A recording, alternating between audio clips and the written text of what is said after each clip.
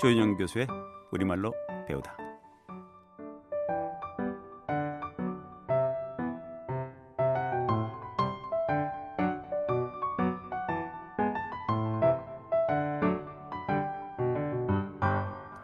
우리의 언어는 곧 우리의 문화인데요. 한국말 어려우신가요? 다문화 특집 우리가 움직여처럼에서 한 달에 2번 우리말의 뿌리부터 제대로 배워보고자 마련한 시간입니다. 경희대학교 한국어교육전공 조윤영 교수의 우리말로 배우다. 네, 교수님 어서 오십시오. 예, 안녕하십니까. 네, 또 어떻게 보내셨습니까? 겨울이 이제 다 지나가고 있어서 네, 좀 따뜻하게 지내려고 노력을 하고 있고요. 네, 뭐 여전히 책 보고 아, 사전 열심히 찾고 네, 요즘은 뭐 다양한 종교에 관한 책도 보고 그렇게 지내고 있습니다. 교수님 보면 굉장히 그 어떤 한 분야뿐만 아니고 그 주변 학문 그 분야까지 이렇게 늘 이렇게 공부하시는 모습이 굉장히 좋습니다. 제가 이제 주로 공부하는 게 어휘다 보니까 네, 어휘는 모든 분야에 다 걸쳐 있지 않습니까? 그렇죠. 또 중요한 어휘들은 종교나 철학에서 나온 어휘들이 많아서 네, 그런 것들도 봐야 되고 또 다른 나라의 어휘들에도 관심을 네. 갖지 않으면 안 돼서 네, 뭐 최대한 보려고 노력을 하지만 뭐 모르는 게 너무 많아서 좋습니다. 이제 교수님 보내주신 그 신문에 이렇게 기고한 내용들을 예. 보면 이제 평소에 이제 뭐 늘 메모하는 습관을 가지고 계시면서 그걸 이제 예. 이렇게 적잖아요. 예. 그러면서 이제 그게 뭐 특별하게 뭐 시간을 뭐 이렇게 준비한다고 생각 안 했는데 뚝딱이처럼 이렇게 딱 이렇게 해서 기사가 이렇게 예. 나오고 중요한 합니다. 거는 지금 말씀하시는 것처럼 메모가 중요하다 생각하고요. 네, 저는 어떤 경우에는 자다가 꿈에서 이렇게 본 게 좋은 생각이 있을 수도 있지 않습니까? 적습니까? 근데 일어나고 곧바로 메모하고 다시 자기도 하고 네네. 또 새벽에 그래서 메모하는 경우도 많습니다. 그래서 뭐 제 휴대폰 안에도 네. 엄청나게 메모 내용이 많습니다. 그렇군요. 메모가 제일 중요하죠. 왜냐면 금방 잊어버리니까 네, 메모를 하지 않으면 네, 기억이 날 수 없고요. 그리고 뭐 보통 뭐 글쓰기에 관해서 얘기하자면 좋은 글은 딱 그 메모에서 시작합니다. 그러니까 전체 내용은 한 줄에서 시작한다고 보기 때문에 네, 그 중요한 한 줄을 찾기 위해서 네, 늘 책도 보고 네. 뭐 텔레비전도 저는 뭐 열심히 보는 편인데 네, 네. 그런 이제 모르는 어휘가 나오거나 네. 그럴 때 이제 찾는 편이죠. 사전을 계속. 그렇군요. 벌써 오늘이 14번째 이렇게 예. 시간입니다. 지난주에 우리가 이제 한국인의 신체 언어에 대해서 예. 이렇게 살펴봤는데, 자, 그때 뭐 반응은 어땠습니까? 신체 언어 자체가 사실은 너무 재밌는 겁니다. 제가 쓴 책 중에도 한국인의 신체 언어라는 책이 있는데요. 보통 그 책들 이렇게 보면서 이렇게 문화권마다 다르구나라는 얘기를 하거든요. 사실 네. 지난 시간에 다룬 내용은 그 중에 극히 일부분에 해당되는 거고 그렇죠. 아마 기억을 하실 텐데 사이가 안 좋으면 멀리 떨어져 있는다고 그랬지 않습니까? 네네. 거리도 중요한 그런 신체 언어입니다. 실제로는. 그래서 보면은 재미있는 장면이 있었는데 이렇게 벤치에 두 사람이 앉아 있습니다. 그러면 신체 언어는 사실은 무릎의 방향이 그 사람이 좋아하는 방향이라더라고요. 그래요? 네, 그래서 무릎이 어느 쪽으로 가 있는지를 보면 네네. 누가 누구를 더 좋아하는지를 알 수 있다고 그러더라고요. 그래서 보면은 두 사람이 무릎이 모여 있으면 제일 좋은 거고, 네네. 한 사람만 모여 있으면 약간 사랑의 정도가 이렇게 갔는데 기우는 이렇게 거죠. 간다거나, 예. 이렇게 갔는데 이렇게 간다거나. 그렇죠. 둘 다 그렇군요. 벌리고 있으면 이제 곧 헤어질 사이다 이렇게 있습니다. 네. 그런 것들이 신체 언어라서 네네. 실제로는 재미있고 네. 아마 이런 신체 언어도 잘 모르실 텐데 어제 뭐 하셨죠? 어제 뭐 어떤 음식을 먹었습니까? 된장찌개를 먹었습니다. 점심에는 뭘 드시고 싶으세요? 뭐 저녁에는 뭘 드시고 싶으세요? 내일? 저녁에는 그냥 백반을 먹고 싶습니다. 그때 올라가는 눈의 방향이 다릅니다. 그러니까 과거를 생각할 때는 왼쪽으로 올라가고요. 아. 앞으로 할 일을 생각할 때는 보통 오른쪽으로 올라가게 되어 있습니다. 그래서 어제 뭐 먹었지 할 때는 왼쪽으로 올라가고 이따 뭐 먹을까 하면은 오른쪽으로 올라가게 되어 있습니다. 아, 그래서 그렇군요. 저 사람이 지금 뭐 생각하는지를 눈만 쳐다보고 있으면 알 수 있어요. 지나온 일을 생각하는지 네. 이따가 할 일을 생각하는지를 이거군요. 네, 해보시면은 진짜 그러네라고서 네. 아실 수 있을 겁니다. 이 방송을 뭐 듣거나 또 영상을 통해서 보고 계신 분도 한번 이렇게 따라 하셔도 참 좋을 신체 것 언어 같습니다. 관련된 이야기들은 네. 몇 달을 해도 할 수 있는 내용들이 많이 있고요. 네, 그렇군요. 자, 그럼 오늘 14번째 시간입니다. 네. 오늘 어떤 시간으로 꾸며볼까요? 오늘은 몸에 관련된 어휘들 중에서 네네. 그 어휘가 상징하는 바에 대해서 한국어를 좀 살펴보려고 하는데 뭐 그것도 재미있는 얘기들이 아주 많습니다. 자, 그러면 몸의 상징 어떤 내용부터 이렇게 어떤 의미일까요? 네. 보통 그리고 몸의 상징이라고 하면은 비유하고는 조금 다른데 네. 비유는 일치하는 점들이 있어야 됩니다. 뭐 꽃이 그럼 아름답다 이렇게 하면 이제 일치하는 점들이 있지 않습니까? 네네네. 근데 이제 상징은 그렇지 않고 약간 문화적인 느낌들, 그 사람들만의 공유하는 느낌들이 많은 것들을 네. 상징이라고 얘기하는데 네. 실제로 오늘 이야기에서는 그런 상징과 비유가 좀 섞여 있는 부분들도 있을 거라 생각이 되고요. 네. 네. 몸이 보여주는 거, 몸에 관련된 어휘가 음. 어떤 느낌을 주는지에 대해서 네네. 좀 살펴보려고 합니다. 그럼 어느 부위부터 이렇게 코부터 시작하려고 해요. 코. 예. 대부분 사람들은 멀리서 보면 코밖에 안 보인다는 사람도 있고. 그렇습니까? 예. 그 말은 재밌는 말이네요. 예. 왜냐하면 코라는 말은 나를 의미하는 경우가 많거든요. 네. 코가 나를 의미한다는 말 어떻게 생각하세요? 나 자신. 네. 나를만 전체적인 어떤 그 이미지 어떤 이런 걸 갖다가 이제 생각한다 이렇게 이야기하죠. 한국 사람들은 좀 덜 그러는 편인데 네. 일본이 가장 심하고요. 그래서 자신을 가리킬 때 일본 사람은 거의 코를 가리킵니다. 저요라고 할 때 코를 가리키고 네네네. 중국 사람들은 조금 차이가 있습니다만은 중국 사람들도 보면 방향은 거의 코 쪽입니다. 그래서 코는 나를 의미하는 거라는 것을 이제 그런 신체 언어를 통해서도 알 수 있고요. 네네네. 한자에 보면 이제 나를 의미하는 한자가 스스로 자자를 쓰는데 네. 그 자자가 원래는 코라는 뜻입니다. 그래서 실제로 그 옛날 글자 모습을 보면 그 자자가 코처럼 생겼고요. 그 위에 그 코에 주름이 2개 있는 정도로 모습이 되어 있어서 실제로 코라는 말이 네. 중국의 한자에도 네. 나라는 뜻으로 쓰였다는 것을 알 수 있고 그래서 우리가 이제 이런 조금 무서운 표현이기도 한데 눈 감으면 코 베어 간다.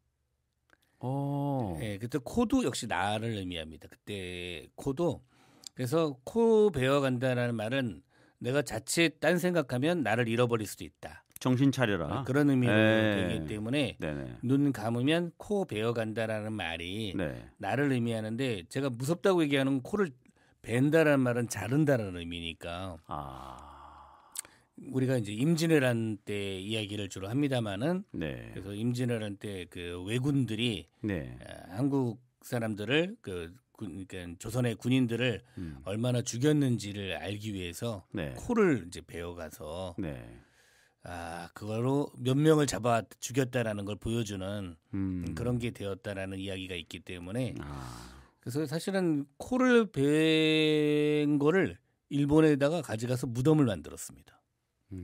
그래서 교토에 가면 사실은 이름은 이총이라고 해서 귀무덤이라고 되어 있는데 보통 귀와 코를 잘라서 귀, 코. 무덤을 만든 교토에 저도 그 이총을 가본 적이 있는데 좀 씁쓸합니다. 그래서 이제 뭐 그럴 정도로 뭐 무서운 얘기라고 말씀을 드렸습니다만은 코 베어 간다라는 말이 그만큼 무서운 말인데 코가 자신을 상징하는 말이고요. 그래서 이제 우리가 자신감이 있다라고 할 때 뭐라고 하죠? 코가 높다. 코가 높다. 또는 콧대가 높다. 콧대가 높다. 그렇게 표현을 하는 것도 코가 나를 의미하기 때문에 하는 말이고요. 코와 관련돼서 조금 더 재미있는 말 중에 하나는 코가 거짓말을 의미하기도 합니다. 코가 거짓말을 한다. 예, 코가 네. 거짓말을 의미한다라는 것을 알 수 있는 옛날 동화 어떤 게 있죠? 코 하면 거짓말 이런 느낌이 나는 거. 거짓말을 하면 코가 피노키오. 그렇죠. 에이. 이탈리아. 왜 코가 길어질까에 대해서도 좀 저는 생각을 해본 적이 있었는데 네네네. 제가 볼 때는 코가 거짓말을 상징하기 때문에 코가 길어진다고 표현하지 않았을까라고 생각이 되는데 실제로는요. 저도 재밌다 생각하는데 거짓말하는 사람들은 코를 거의 만지죠. 코를 만집니다. 코를 만지. 예. 여러분 코를 만지지 마십시오. 네네. 오늘 저기 조피디님 너무 저는 아예 손을 안 댑니다. 멋있습니다라고 하면서 제가 코를 만지면 네. 의심스러운 거죠. 저 말이 진실일까? 여기서 근데 재밌는 거는 네네. 왜 코를 만질까 합니다. 뭔가 조금 그걸 통해 가지고 만회한다. 그걸 갖다가 좀 숨기려고 한다. 네, 중요한 단어를 얘기 네네. 숨기다. 네. 두 가지 보통 의견이 있는데 하나는 실제로 긴장을 하면 코가 간지럽다고 합니다. 코의 그 피부가 좀 얇아서요. 우리가 그래서 술 많이 드시는 분들 보면 코가 빨개지지 않습니까? 네네네. 그래서 코가 빨개지는 코 피부가 좀 얇아서 네. 긴장을 하면 간지럽다고 해요. 그래서 거짓말을 할 때 이제 긴장을 하니까 왜 이렇게 코가 간지럽지? 이렇게 네, 말을 그럼- 하시는 분도 있습니다. 실제로 그럴 수도 있어요. 그래서 네. 긴장을 하거나 그럴 때 코가 간지럽기 때문에 자연스럽게 코를 만지게 된다는 말도 있고요. 또 하나는 이제 좀 전에 얘기하신 것처럼 숨기는 겁니다. 그래서 입을 가리고 싶은데 거짓말할 때는 네. 입을 가리면 너무 티가 나기 때문에 입 주변을 만지는 겁니다. 그래서 코라는 것이 뭐 우리나라에만 해당되는 건 아닙니다만은 자기를 상징하거나 아니면 거짓말을 상징하는 네네. 그런 경우가 있다는 것도 기억하시면 뭐 이야기거리도 되고 재밌는 어떤 사람은 입과 코를 같이 막고 있습니다. 그렇죠. 그렇게 하면은 거짓말을 그래서 어떤 사람은 뭐 거짓말을 뻔뻔스럽게 하시는 분들은 네. 당연히 코를 안 만집니다. 너무 많이 하면 네. 간지럽지가 않은 거예요. 그렇군요. 그러면 계속해서 이제 코 이야기에서 입과 관련된 그런 상징적인 표현이 있죠. 입은 기본적으로는 말이라고 할 수 있습니다. 그렇죠. 예. 그래서 우리가 말조심이라고도 하지만 다른 말로 입조심하라고 입조심. 하죠. 네. 입조심이라는 말도 하니까 네. 입은 기본적으로는 말의 의미가 있고요. 네. 또는 이제 사람을 입으로 표현하기도 하죠. 어떻게 표현하죠? 그래서 우리가 옛날에 힘들 때는 입을 덜었다라고 얘기도 합니다. 그렇죠. 입을 들었다. 그러면은 식구가 어디 뭐 없어졌다는 뜻이에요. 어디에 가서 뭐 일하러 갔다든지 네네네. 뭐 시집을 갔다든지 뭐 그런 거를 입을 덜었다라고 표현해. 너무 먹을 게 없을 때 네. 입은 사람을 표현하는데 거기에 대한 우리말이 하나 더 있습니다. 한자어긴 한데 네. 한국에서만 쓰는 우리말. 사람을 나타내는데 입구자가 들어가는 말. 식구? 잘했습니다. 네, 식구라는 말이 네. 그래서 우리 먹는 입이라는 뜻이기 때문에 그렇죠. 입은 사람을 의미하기도 하는 거죠. 뭐 인구라고 할 때도 역시 그런 마찬가지로 입구자를 쓰게 되고요. 입은 그래서 사람을 의미하는 경우들이 많이 있고 네. 또 하나는 이제 말에서 출발한 것 중에서 좀 재밌다고 얘기하는 거는 네. 그래서 입이라는 말에서 나온 단어 중에 읊다라는 단어가 있습니다. 읊다. 읊다. 예, 시를 읊다라고 시를 표현하죠. 그죠? 읊다. 시를 읊다. 그래서 우리가 어려운 속담인데 한국 사람들은 잘 아는 서당계 3년이면 네. 풍어를 읊는다, 읊는다. 이렇게 표현할 때 네. 읊다라는 표현도 읊다. 입에서 나온 단어라고 일반적으로 어원을 찾아가면 읊다에서. 예, 발음도 사실은 읊다라고 하면 비슷하죠. 입다, 읊다 이렇게 예, 되는 그러네요. 단어고요. 읊다. 요것도 수수께끼인데 아마 아실 것 같은데 네. 이야기의 사투리가 뭐가 있죠? 이야기를 하다. 야기. 아니고 비읍이 중간에 들어가야 됩니다. 비읍이요? 네. 오. 이야기에 아마 많이 들어보셨을 거예요. 이야기 사투리. 예. 그것다가 예. 이바구라고 합니다. 이바구. 예. 이바구에도 역시 입의 흔적이 보이는 단어죠. 이바구. 이바구 이렇게 하는 단어고요. 네. 그래서 읊다, 뭐 이야기라는 단어들도 마찬가지고 그런 단어라고 볼 수 있겠고요. 네. 입을 다른 말로 또 뭐라고 합니까? 입? 네, 사람이 아니면 새는 불이? 그렇죠. 예. 새는 불이라고 하는데 불이라는 말에서 온 단어들도 있습니다. 그래서 부르다, 그래서 새 불이라는 말과 부르다는 같이 외워두는 게 좋습니다. 그래서 노래도 부르고 네. 사람도 부르죠. 네. 그래서 우리가 불이 부르다. 음. 자, 새 말고 동물들은 뭐라고 합니까? 개. 개. 주둥이? 예, 주둥이. 네. 예, 그래서 주둥이에서 나온 말은 또 뭐가 있을까요? 지읒으로 시작하는 말들 생각해 보시면. 주둥이. 개는 뭐 합니까? 멍멍. 짖다. 그렇죠. 에이. 그래서 개는 짖다. 예. 그래서 주둥이와 짖다. 새는 뭐라고 하죠? 새요? 예. 아까 불이 말씀하셨잖아요. 불이 말고 이게 짖다처럼. 새가 짹짹. 단어로 하면 지저귀다라고 합니다. 지저귀다. 짖다라는 말과 지저귀다라는 말과 네. 주둥이라는 말은 네. 같은 어원이라고 보여지고요. 지저귀다. 사람은 이제 그런 경우에 짖거리다라는 표현을 씁니다. 짖거리다. 짖거리다. 그래서 조금 어려운 단어들입니다만은 짖거리다, 지저귀다, 짖다 이런 표현도 쓰고 사람도 짖을 때가 있습니다. 어떤 때 쓰냐면 지금 재미있는 단어 중에 부르다라는 말과 짖다라는 말이 있다고 그러지 않습니까? 네네네. 그 두 단어를 합치면 사람 답니다. 부르다, 짖다. 뭐라고 부르짖다. 그렇죠. 네, 부르짖다. 그래서 부르짖다라는 말은 부르다와 짖다가 합쳐진 말이구나라고 기억을 하시면 좋고 제가 여러 단어를 말씀드렸습니다만은 입에 해당되는 말이 네. 말과 관련되고 여러 가지가 있네요. 소리와 관련되는 말들이니까 네네. 그런 말들을 연결해서 기억을 하시면 네. 입, 불이, 네. 주둥이, 네. 그다음에 읍다, 입하구, 뭐 이야기 이런 단어가 있었고 불이 부르다, 네. 그다음에 주둥이 짖다, 지저귀다, 짖거리다. 그리고 합쳐서 부르짖다. 부르짖다까지. 네, 그렇게까지 연결하시면 네. 뭐 재미있는 단어들이 계속 이 꼬리에 꼬리를 일고 이어지네요. 네, 그런 걸 어휘라고 하는 겁니다. 어휘는 네. 하나가 아니라 서로 연결되어 있다는 뜻이거든요. 어휘 공부를 한다라고 하면 다양한 단어들을 연결하는 능력을 갖는 겁니다. 그래서 오늘 이제 제가 주로 이 시간에 말씀을 드리는 거는 단어는 서로 연결되어 있다. 네. 어휘는 서로 연결되어 있다. 어떻게 연결되어 있는지를 기억하자라고 말씀을 드리는 겁니다. 그렇군요. 자, 그러면 뭐 입과 혀와 이 여기에 대해서도 이야기를.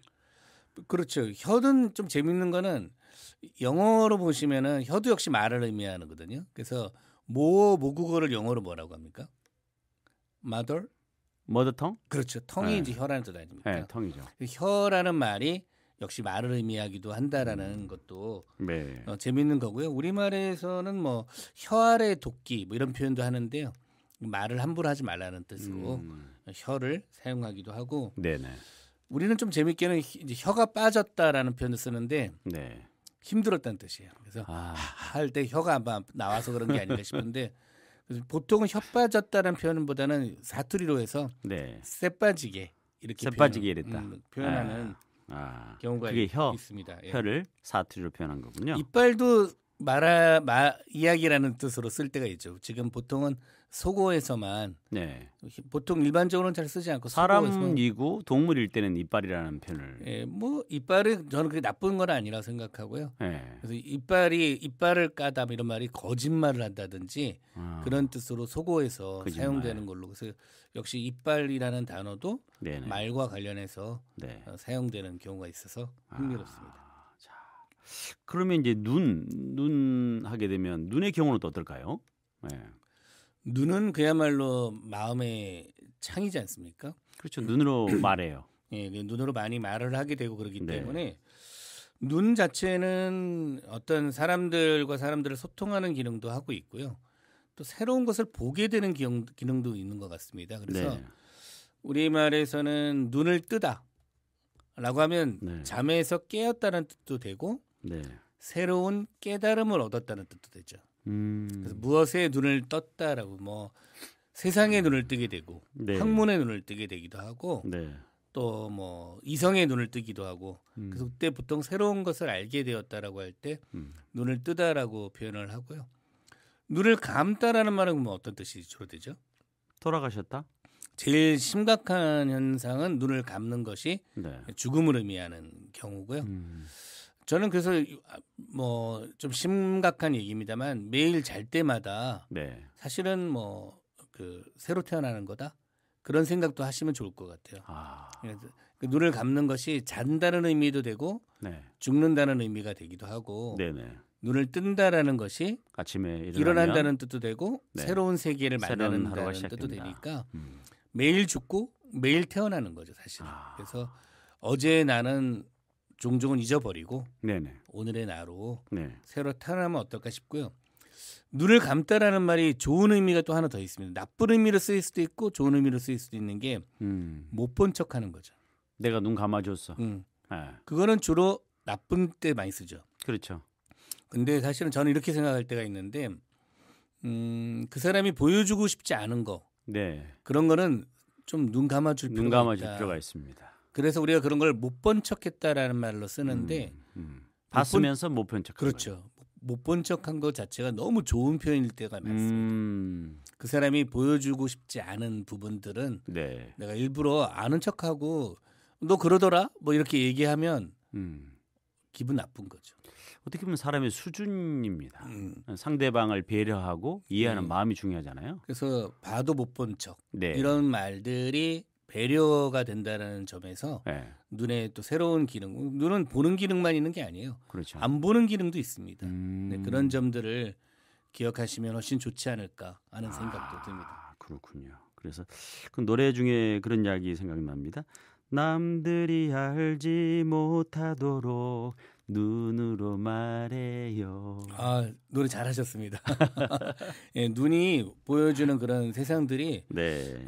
실제로 노래에도 눈에 관한 노래들이 굉장히 많은 것 같습니다. 그렇죠. 네. 자, 그럼 이쯤에서 노래 한 곡 들어야 되는데 어떤 음악이죠? 저희 이제 2월이 이렇게 지나가면은 네. 이제 겨울이 지나가는 거니까 겨울밤을 지내면서 네. 조금 추억에도 젖어보고 네. 또 그런 속에서 또 서로에게 위로를 건네는 그런 시간을 가지면 좋겠다고 생각이 돼서 네. 이문 뭐 제가 매우 좋아하는 노래이기도 한데요. 그 이문세의 네. 옛사랑이라는 네. 노래. 자, 그러면 신청합니다. 이문세 옛사랑 듣겠습니다. 남들도 모르게 서성이다 울었지. 지나온 일들이 가슴에 사무쳐 텅 빈 하늘 밑 불빛들 켜져 가면 옛사랑 그 이름 아껴 불러보네. 찬바람 불어와 옷깃을 연미우다 후회가 또 화가 난 눈물이 흐르네. 누가 물어도 아플 것 같지 않던 지나온 내 모습 모두 거짓인가. 이제 그리운 것은 그리운 대로 내 맘에 둘 거야. 그때 생각이 나면 생각난 대로 내버려 두듯이 흰눈 날이면 들판에 서성이다 옛사랑 생각에 그 길 찾아가지. 광화문 거리 흰눈에 덮여가고 하얀 눈 하늘 높이 자꾸 올라가네.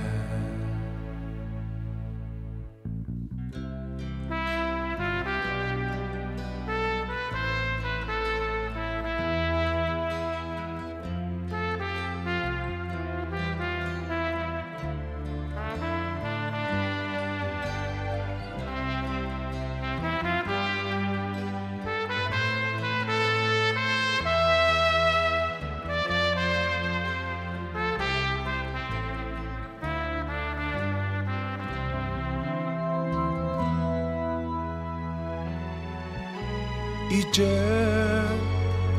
그리운 것은 그리운 대로 내 맘에 둘 거야.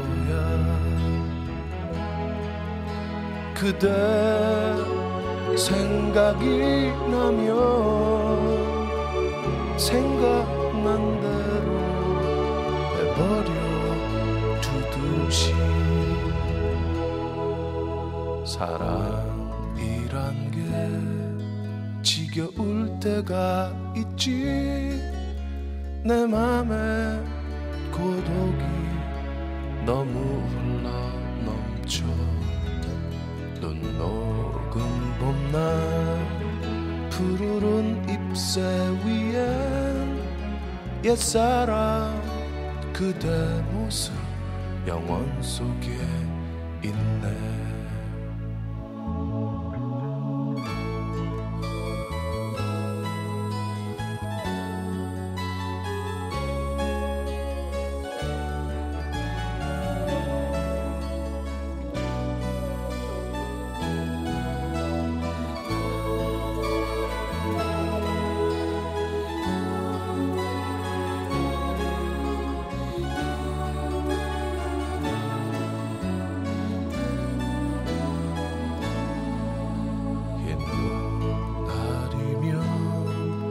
들판에 서성이다 옛사랑 생각에 그 길 찾아가지.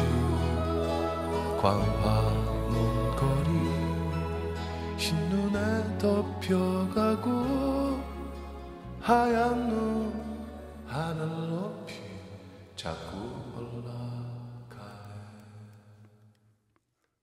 네, 교수님 옛사랑 노래 참 노래 가사 한 말이 시이고 예술입니다. 저는 이제 그 중에서 사랑이라는 게 예. 때로 지겨울 때도 있지. 예. 근데 그게 실제로 살다 보면 그렇지 않겠습니까? 좋아하는 사람들끼리도 약간은 힘들고 멀어질 때가 있는데 네. 그 지점을 잘 넘겨야 됩니다.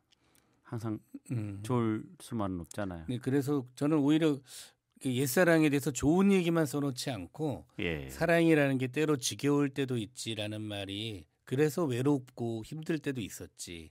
근데 그립단 말이죠. 네네. 네, 그런 느낌들이 제가 좀 좋아하는 그런 가사의 부분이라고 얘기할 수 있겠습니다. 아, 그렇군요.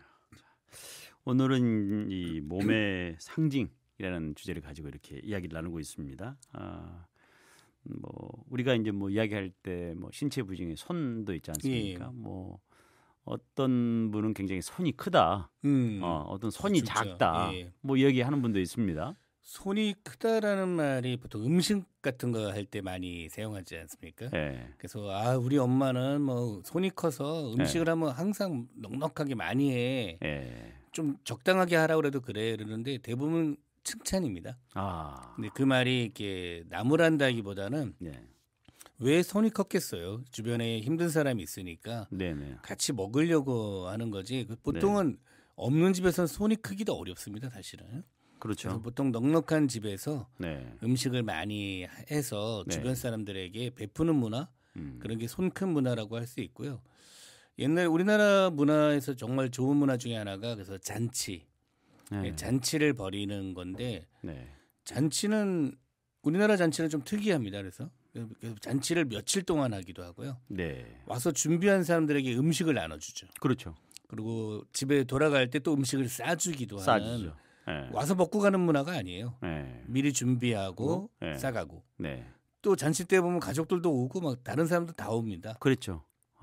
뭐 심지어는 동네 사람들이 전부 다 모여서 하는 경우도 많기 때문에 그날 그 집의 잔치인데 그렇죠. 그래서 우리 집의 잔치가 뭐 우리의 뭐 할머니 생신이 동네 잔치였어 이렇게 표현하는 경우도 많습니다. 당연히 그래서 예전에는 사실은 부유한 사람들하고 가난한 사람이 갈등이 심하진 않았습니다. 그럼 부유한 사람들이 늘 베풀었거든요. 베풀지 못하면 그 마을에서 견딜 수가 없습니다. 그래서 원래 그래서 부잣집들이 뭐 잔치가 많고 제사 음식 같은 거 넉넉히 하고 네. 그래서 주변 사람들이 와서 먹고 네. 마시고 그럴 수 있는 기회를 줬던 거고 그때 이제 쓰는 표현이 손이 크다라는 표현이고요. 네, 그렇군요. 자, 그러면 어떻게 보면 좀 전에 교수님 말씀하신 것처럼 뭔가를 가지고 있는 사람, 네. 소유하고 있는 사람이 네. 자기가 그런 걸 갖다가 이렇게 베풀고 나누는 생각들이 참 중요하네요. 그렇죠. 그래서 손이 그래서 우리가 생각할 때는 뭐 잡고만 있는 것처럼 보이지만 네. 사실 손에서 놓는 것들이 굉장히 중요한 가치라고 얘기를 할 수 있고요. 네.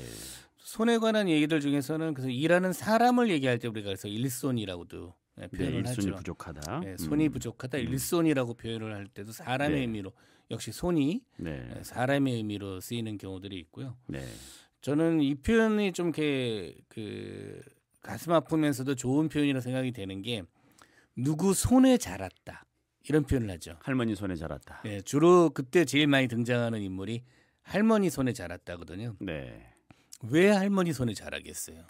뭐 사정이 있었죠. 예, 부모가 부모님이 예. 일찍 돌아가시는 경우도 있고 네네. 또 아니면은 부모님이 이제 다 바빠. 일을 해야 돼서 네. 바빠서 네. 그러는 경우도 있어서 네. 그때도 그냥 뭐 다른 표현을 안 하고 손에 자랐다 할머니 손에 자랐다라고 하는 거는 네. 그래서 우리가 그만큼 손길이라고는 표현도 쓰지 않습니까? 네. 손길. 손길이 가는 거죠. 손길이 그립다. 예, 그래서 손길이라는 말 손으로 뭔가 손에 그래서 따뜻한 온기가 네. 사실 다른 것보다 손에서 뭐 그 사람에게로 전해지는 온기가 네. 좋았던 것이 아닐까 하는 생각을 하게 됩니다. 네. 자, 그러면 이 손뿐만 아니라 또 이제 우리 다른 부위인데 발도 있지 않습니까? 발은 발이 넓다라는 말이 제일 재밌는 말이죠. 예. 발이 넓다. 넓다. 예, 발이 넓다는 어떤 뜻이죠? 뭐 많은 사람들은 안다. 예, 그렇죠. 예. 보통은 일본어에서는 근데 발이 넓다라고 안 하고요. 보통 얼굴이 넓다라고 표현합니다. 아. 그러니까 많은 사람의 얼굴을 아는 거겠죠. 예. 근데 우리는 얼굴을 아는 것보다는 발이 넓다라는 말은 가서 네. 만나는 거, 직접 또, 만나서 또 발로 하는 거. 저는 발로 뛴다. 예, 종종은 머리보다는 발이 중요하다고 생각이 되는데 네. 그래서 우리말에 되게 좋은 단어 중에 하나가 다리품이라는 단어가 있습니다. 다리품을 팔다 보통 팔다. 표현했는데 네. 다리품은 여기에서 뭐 어떤 물건을 싸게 사려면 어떻게 해야 되냐면 다리품을 팔아야 됩니다. 여기저기를 살펴봐야죠. 네. 예. 저는 발이 가장 정직하다고 봐요. 그러니까 발이 넓다라는 말은 누가 어려울 때 도와주고 또 가서 챙겨주고 네. 그런 일들을 해야 발이 넓은 거지 머리만 써서는 발이 넓어질 수가 없습니다. 그래서 발이 넓다라는 표현은 제가 이제 좋아하는 표현이고 네. 뭐 연결해서 알아두시려면 다리품이라는 단어도 같이 알아두시면 좋겠고요. 네. 또 약간 발이 빠르다라는 표현도 많이 쓰는데 그래서 조금 어떨 때는 뭐 나쁜 표현으로 발 빠르게라면은 조금 대처를 잘한다 네. 이런 뜻이 되긴 임기응변? 하지만 예, 그런 것들도 얘기하고요. 네. 발과 관련된 단어 중에 사실 제일 재미있는 단어는 발이 우리의 만족을 상징한다는 겁니다. 발족자. 네. 아. 그래서 만족이라는 말에도 사실 발족자가 들어가는 거예요. 그렇죠. 발은 만족 어떨 때 느낌이 오죠? 그래서 사람이 가장 만족할 때 네. 우리말의 발 속담에서는 뻗고 발 뻗고 자는 거예요. 그 이제 두 발 뻗고 자겠다. 발 뻗고 자겠다라고 하는 거는 만족을 나타내는 거예요. 안심이다. 네, 안심하고 만족한다. 그러는 네네. 거에서 네. 우리나라에서는 발이 만족을 나타내고요. 그래서 발을 오므리고 잔다든지 아, 네네. 뭐 그런 것들은 안 좋은 것들에 해당되는 거라서 두 발 뻗고 네. 자다라고 하면 만족한 인생을 나타내는 겁니다. 그래서 뭐 굳이 보자면 두 발 뻗고 자기만 하면 세상 괜찮은 거예요. 네, 그렇죠. 너무 많은 거 가지려고 하니까 네. 문제가 생기는 거지. 네네. 두 발 뻗고 자는 근데 이제 걱정이 생기면 자꾸 두 발 뻗고 못 자니까. 못 자죠. 네. 그래서 그거는 좀 문제가 돼서 네. 그냥 우리 두 발 뻗고 자자. 네. 그게 목표가 되면 좋을 것 같습니다. 자, 그러면 이제 우리 신체 부위 중에서 머리와 허리와 다리가 있습니다. 머리, 허리, 다리는 좀 간단하게만 설명을 하자면은 머리는 위, 허리는 가운데, 네네. 다리는 아래라는 의미로 갖고 있죠. 아, 그래서 우리 산의 가장 높은 부분을 보통 뭐라고 합니까? 산, 머리, 그 산머리라는 산정상? 표현도 있고요. 산정상, 산마루라고 산마루. 하죠. 마루가 이제 머리라는 의미입니다. 실제로 사전에는 산머리라는 표현도 있더라고요. 그래서 보통 사람들은 산마루, 산머리 이렇게 표현하고 거기서 조금 내려오면 산등성이가 되고 등성이가 있죠. 등하고 관련된 네네. 산등성이가 되고 네. 넘어가는 길은 뭐라고 하죠? 산에서? 고개? 그렇죠. 그것도 네. 우리 신체 부위인 고개와 관련이 되고 산의 중간 부분을 그래서 네. 다리? 아니 중간이니까 네. 머리 허리? 그렇죠. 산허리라고 하는 거죠. 그래서 산허리라고 하고 근데 재미있는 건 산다리는 없습니다. 네, 산다리는 없고 네네. 산마루, 산등성이, 아랫부분, 산허리 이렇게 네네. 내려오면서 시작하는 부분. 된다라고 보시면 네. 뭐 재밌을 것 같습니다. 허리, 머리, 위에서부터 머리, 허리, 다리. 재밌는 거는 그 신체 부위에 거기 리자로 되는 게 하나 더 있습니다. 그래서 제가 항상 학생들 가르칠 때 네네. 머리, 허리, 다리 한 다음에 하나 더 합니다. 리자가 들어가는 말 중에 사람은 아니고 머리, 허리, 다리, 동물에게 꼬리. 그렇죠. 이렇게 하면 단어를 금방 외웁니다. 머리, 허리, 다리, 꼬리 이렇게 해서 리자로 맞습니다. 시작하는 말 머리, 허리, 다리, 꼬리. 그 다음에 유리항아리. 우리 항상 끝은 유리항아리였습니다. 유리항아리였어요. 네, 저희는 항상 리자로 하면은 마지막에 네네. 유리항아리로 끝나는 거였습니다. 그렇군요. 자, 그 다음에 이제 우리가 등과 가락과 바닥이 있습니다. 제가 등, 가락, 바닥이라고 네네. 그 주제를 드렸는데 이게 네. 무슨 소리인가? 그러니까 이걸 어떻게 연결시켜야 할까 지금 고민입니다. 예. 예. 이거는 다 손과 관련된 단어입니다. 손. 그래서 저 우리말의 가장 중요한 특징 중에 하나인데요. 네. 특히 단어들을 붙여서 새로운 낱말을 만드는 거거든요. 네. 그래서 이 한국어에 손에 관련된 단어가 많은데 네. 손에 다 뭐가 하나씩 붙은 겁니다. 손에 이거를 손등이라고 하는 등이죠. 거죠. 네네. 여기는 뭐라고 하죠? 손목. 예, 그래서 손에 목이라 그래서 손목. 손에는 목도 있고, 네. 등도 있고, 네. 바닥도 있고, 손바닥도 있고. 손에 이거는 오래 살 거다 보여주는 건 뭐라고 하죠? 손금. 금. 네, 그렇죠. 손금이라고 하는 단어도 있고요. 네. 긴 건 손가락이라고. 가락이죠. 가락지. 손가락도 손가락, 발가락이 있고 네. 하나 더 있습니다. 손가락, 발가락, 머리, 카락이 있습니다. 머리카락. 네, 예. 머리카락은 사실은 히읗 때문에 그렇게 되어 있는 거라서 예. 그래서 손가락, 발가락, 머리카락 그렇게 같이 외우면 되는 거고요. 손등, 발등, 등, 손등, 발등, 네네. 목, 손목, 발목 이렇게 같이 외우면 되는 거고요. 손바닥에서 한 가지만 더 말씀을 드리면 재밌는 게 네. 뭐 하는 거죠? 박수를 손우리말로 하면 무엇을 쳤다? 손뼉. 그렇죠. 에헤. 손뼉이라고 지금 발음을 하게 되는데요. 에헤. 실제로는 제가 사전을 찾아보니까 방언사전이나에서는 손벽이라고 돼 있더라고요. 그래서 벽을 치는 거죠. 네, 바닥을 세우면 벽이 되는구나. 예, 그러네요. 그래서 손에 바닥을 그래서 방언에서 손바닥을 쳤다라는 표현도 나옵니다. 손뼉을 쳤다라는 말 대신에. 그래서 내가 손뼉이 아니라 손벽이었겠구나라고 생각하게 된 단어라서. 네. 그래서 보면 이제 손등, 손목, 손가락, 네네. 손바닥, 손벽, 손금 네. 이런 많은 단어가 동시에 그러네요. 연결되어 있어 네. 공부할 수 있기 때문에 네. 너무 재미있는 단어라고 얘기할 수 있겠습니다. 오늘도 이렇게 계속 시간이 언제 이렇게 지나가는지 모르겠습니다. 고맙습니다. 재미있는 시간입니다. 자, 오늘 마치면서 어떤 음악 들으면 좋을까요? 오늘 그 2월에 좀 밤에 들으면 더 좋겠다라고 생각되는 음악이어서요. 네. 그 요즘에 많은 분들이 위로를 받았다고 하는 노래 중에 선우 정아가 부른 도망가자라는 노래가 있더라고요. 네. 저도 들어보니까 매우 가사도 좋고 위로가 돼서 뭐 외국 학생들도 또 많은 그 한국에서 힘들어하는 사람들도 들어보면 어떨까 싶었습니다. 네, 좋습니다. 그러면 선우정아의 도망가자 이 곡 들으면서 조은영 교수 우리말로 배우다 마치도록 하겠습니다. 네, 고맙습니다. 예, 고맙습니다. 도망가자 어디든 가야 할 곳만 같아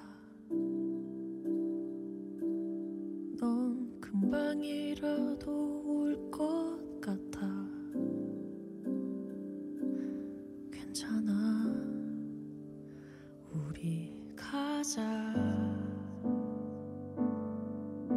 걱정은 잠시 내려놓고 대신 가볍게 짐을 챙기자. 실컷 웃고 다시 돌아오자. 거기서는 우리 아무 생각 말자. 너랑 있을게 이렇게 손 내밀면 내가 잡을게.